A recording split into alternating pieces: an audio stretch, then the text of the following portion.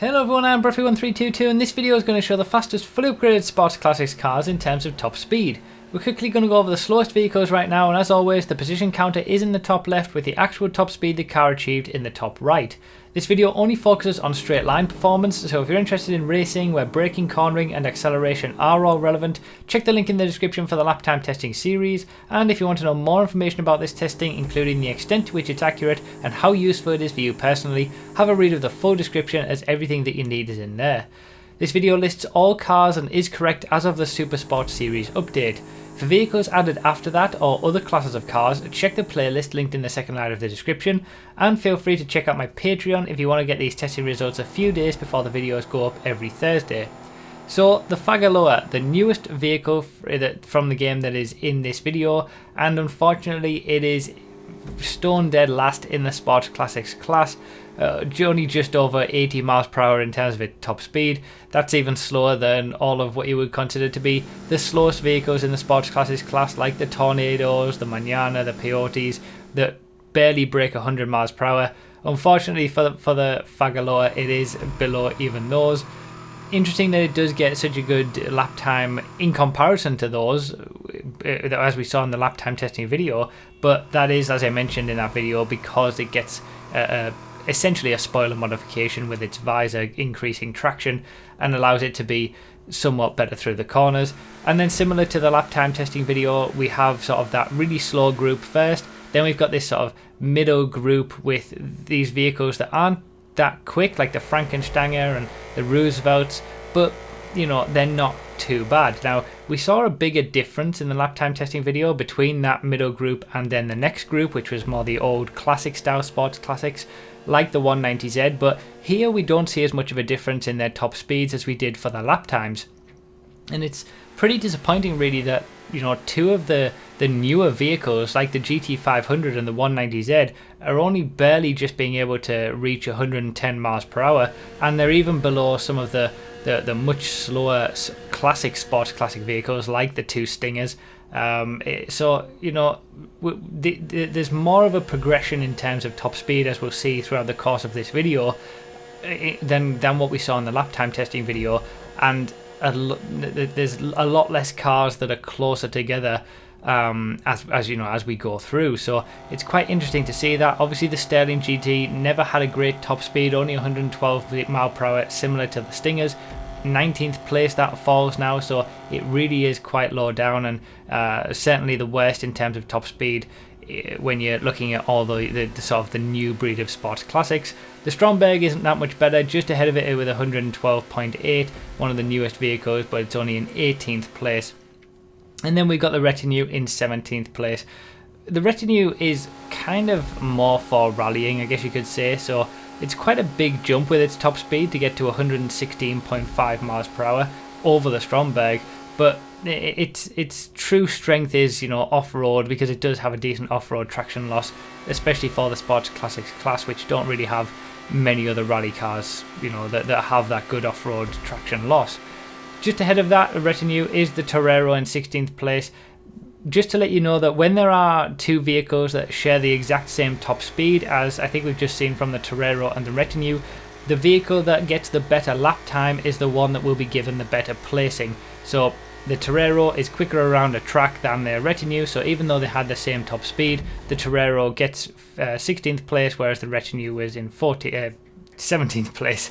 So that's how ties are worked out. Similar to what we've just seen here to the Silvestre and the Mamba, 14th and 15th, 117 miles per hour. We're starting to get up there now with top speeds. These are pretty respectable top speeds, and would be respectable for the regular sports class as well.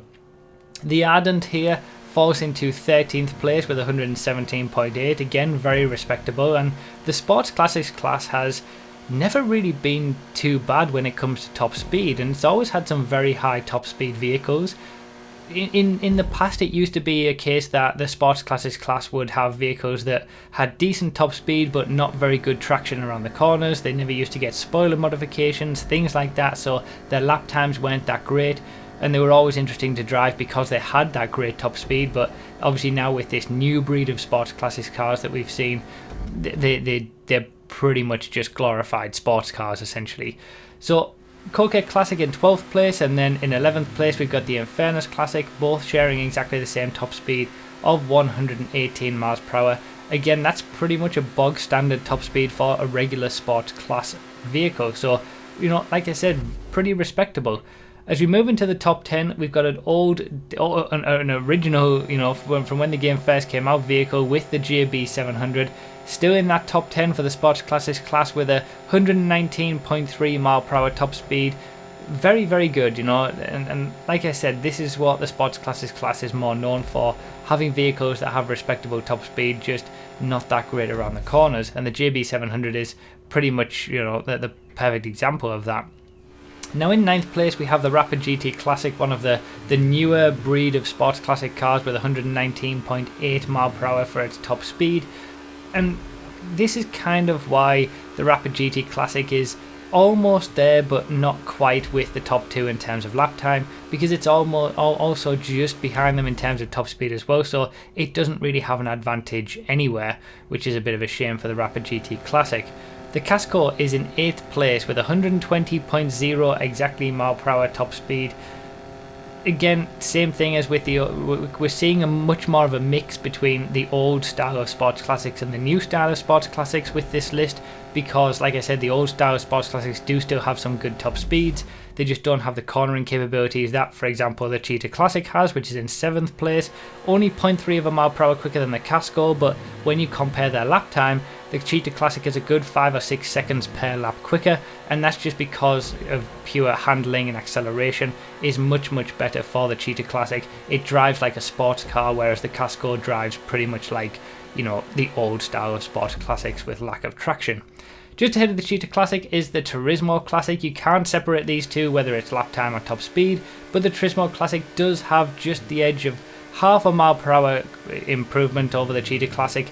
Just misses out on the top 5, but you know, 120 mile per hour for the Turismo and the Cheetah just underlines their strength in this class, considering how dominant they are around a lap time and in terms of cornering. Now it's time for the top 5, and first up we've got the Pegali with a top speed of 121.3 miles per hour.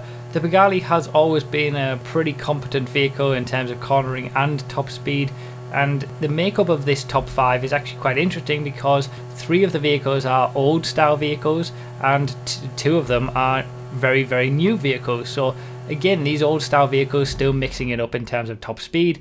Monroe, another one of those old style vehicles that has a great top speed of 122.0 miles per hour, and it's just missing out on the top 3, which is taken up by 2 new vehicles, 1 old vehicle, and the newest of those vehicles is a vehicle that used to have the top speed for the Sports Classics class, and it used to have the top speed for all vehicles in the game. It is of course the Viserys. It used to have a top speed of around 147 miles per hour, but it was bugged. It has since been fixed. It only had that for the course of 1 update, and its new top speed is 124.3, still very respectable, and you know, it's got the highest top speed of the vehicles that are sort of closer to the Turismo and the Cheetah, but it is a lot less than what it used to be.